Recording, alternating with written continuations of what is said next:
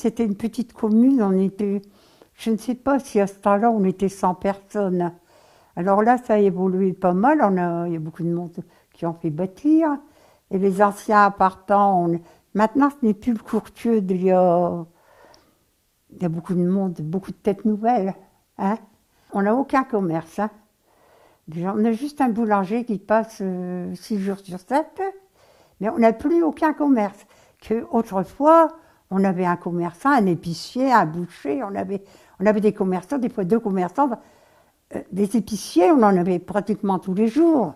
On avait les bouchers, ils passaient. On avait 2, 3 bouchers, ça dépendait. On avait plus de commerçants qu'on en avait besoin. Puis tout d'un coup, plus rien. Les grandes surfaces ont tout abîmé, quoi. Il y a beaucoup de choses qui ont changé. Le Courtieu était beaucoup mieux.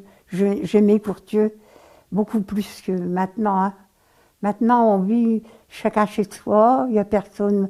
Autrefois, je me souviens, il y avait là-haut, sur la route, il y avait des personnes de Courtieu, Madame Desrosiers, par exemple.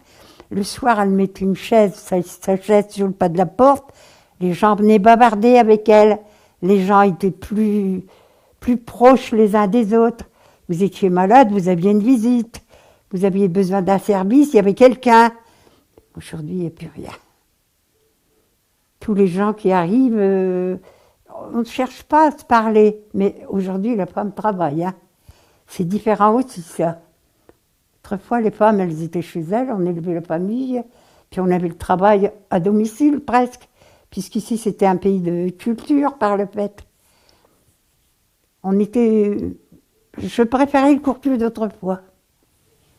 Quand je suis arrivée à Courtieu, mon mari était de Courtieu déjà, tout le monde le connaissait, il était conseiller municipal. Tout de suite, toutes les grands-mères, c'est eux qui sont venus vers moi.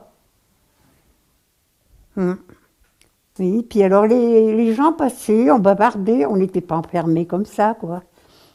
Mais aujourd'hui, non. Si, il ne faut pas que je me plaigne. Hein. Vous me parlez, le voisin au-dessus parle, et là, à côté, en face, j'ai des petits jeunes gens formidables.